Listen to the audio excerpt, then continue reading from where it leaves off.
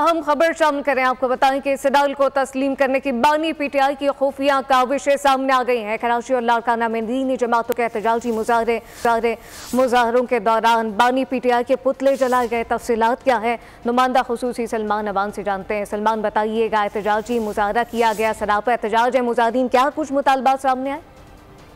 जी बिल्कुल, जब से इसराइली मीडिया के अंदर खासतौर पर साबिक वज़ीर आज़म बानी चेयरमैन पीटीआई के हवाले से खबरें आ रही हैं और इसराइली मीडिया उनको बहुत बड़ा एक रहनुमा साबित करने पर तुला हुआ और ख़ासतौर पर इसराइल के लिए सॉफ्ट कॉर्नर रखने वाला पाकिस्तानी रहनुमा उनको करार दिया जा रहा है। उसके बाद से अब जो लेटेस्ट डेवलपमेंट है उसमें हमने देखा है कि मुल्क के मुख्तलिफ शहरों में, कराची और लाड़काना का यहाँ पर मैं खास तौर पर जिक्र करूंगा, जहाँ पर दीनी जमातें जो है वो इसके खिलाफ मैदान में आई हैं, क्योंकि पाकिस्तान का इसराइल के हवाले से बानी पाकिस्तान के इरशादात की रोशनी में एक बड़ा उसूली मौक़िफ़ है कि पाकिस्तान कभी भी इसराइल को उस वक्त तक तस्लीम नहीं करेगा जब तक एक दो रियासती मुनसिफाना हल जो है मसला फ़लस्तीन का नहीं निकाला जाता।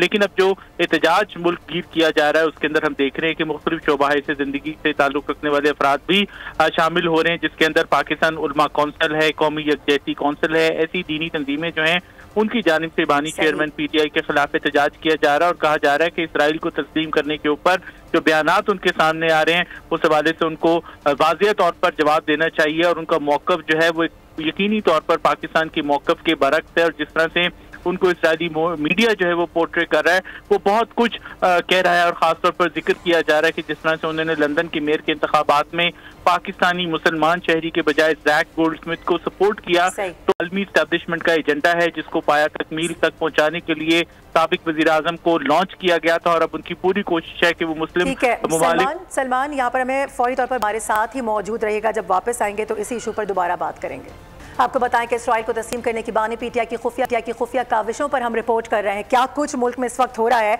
हम बात कर रहे थे सलमान अवान नुमाइंदा खुसूसी जो रिपोर्ट कर रहे थे। इस वक्त हमारे साथ अब्दुल्ला हमीद गुल साहब मौजूद हैं, सरबराह जवानाने पाकिस्तान। सर, बहुत शुक्रिया बोल न्यूज़ को वक्त देने के लिए। पहले हमने देखा कि किस तरीके से ये मीडिया की हद तक महदूद रहा मामला, फिर अखबारों तक आया, लेकिन अब हम ये देखते हैं कि अब ये सड़कों तक ये मामला आ चुका है, इस पर अब एहतजाज किया जा रहा है, मुजाहिरे किए जा रहे हैं। बिस्मिल्लाहिर्रहमानिर्रहीम, बिल्कुल ये मुजाहरे जायज़ हैं और मेरे ख्याल में कौम को अब आंखें खोलनी चाहिए। वो लोग जो अंधी तकलीद कर रहे हैं उनको समझना चाहिए। यरूशलेम पोस्ट, दी इजराइल टाइम्स के हवाले से और इससे पहले हर्ट्ज अखबार ने लिखा, इससे पहले आप ये देख लें कि 368 कांग्रेसमैन, 375 में से 368 कांग्रेसमैन जो है वो इनके लिए करारदाद अमेरिका के अंदर पेश करते हैं। ये क्या मामूली बात है? ये इसराइल के जो जुल्म है उनके खिलाफ क्यों नहीं किया गया? ऐसी कश्मीर के लिए, फलस्तीन के लिए क्यों नहीं किया गया? क्या इंसानियत के हवाले से इसमें क्या किरदार रहा?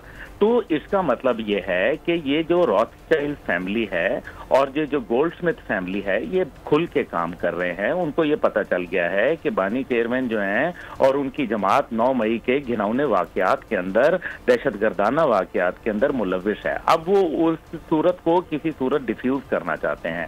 अब ये जो इसराइली अखबारात यक के बाद दीगरे जो है वो लिख रहे हैं उसका मतलब वाज़े ये है कि कुछ तो पर्दादारी है। वो क्यों नहीं किसी और के मुतल्लिक लिख रहे? असल बात यह है कि ये 2018 के अंदर 18 नवंबर को एक जहाज इसराइल का आया था ओमान के जरिए पाकिस्तान। बीबीसी ने उसको रिपोर्ट किया। बीबीसी ने जब रिपोर्ट किया तो उस वक्त की हुकूमत के जो तर्जुमान थे उन्होंने बड़ा शोर मचाया कि ऐसा कुछ भी नहीं है, उसको इनकार कर दिया। बीबीसी ने कहा कि अगर ये झूठ है तो आप हमें अदालत में लेके जाएं, लेकिन वो दिन का दिन है और आज का दिन है वो अदालत में नहीं गए। उसके बाद 2019 को 20 जनवरी को पहला इसराइल का पासपोर्ट जारी हो जाता है पाकिस्तान का और खालिद फिशल नाम का आदमी जो है तेल अवीव जो है वो जाता है और एयरपोर्ट के ऊपर खड़े होके वो बाकायदा पाकिस्तान का पासपोर्ट दिखाता है कि जनाब ये देखो पाकिस्तानी पासपोर्ट के जरिए मैं आया हूँ। अच्छा, उसके बाद ये बात यहाँ नहीं रुकती। कुछ मखसूस सहाफ़ियों को जो है बाकायदा जो है सिफारतकारी के तौर पर भेजा जाता है इसराइल और उनको बाद में आके उनसे एहतजाज भी नहीं होता।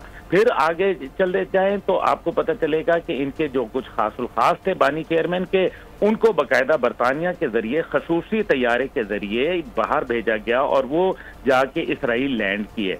अभी ये वो बातें हैं जो मैं अपने तौर पे नहीं कर रहा, ये इंटरनेशनल मीडिया रिपोर्ट कर चुका है और इनके ऊपर कभी भी इनकी तरदीद नहीं आई। आज जो है वो क्यों नहीं लाताल्लुकी का इजहार करते, आज इसराइल के मजालिम के खिलाफ जो है वो क्यों नहीं जबान उठाते? उसकी वजह यह है कि इसराइलियों के साथ इनके पुराने गठजोड़ हैं। आप ये देख लें कि वो तमाम लॉबिस्ट जो इन्होंने हायर किए हैं पीटीआई के लिए, वो तमाम लॉबिस्ट वो हैं जो इसराइल के यार हैं, और जब भी फलस्तीन का कोई वाकया हुआ वो फलस्तीन को दहशतगर्द तो बस्तगफार करार देते हैं। उनमें सफ़े अव्वल पे ब्रेड शर्मन मौजूद हैं जो इस टाइम पे पीटीआई के लॉबिस्ट हैं।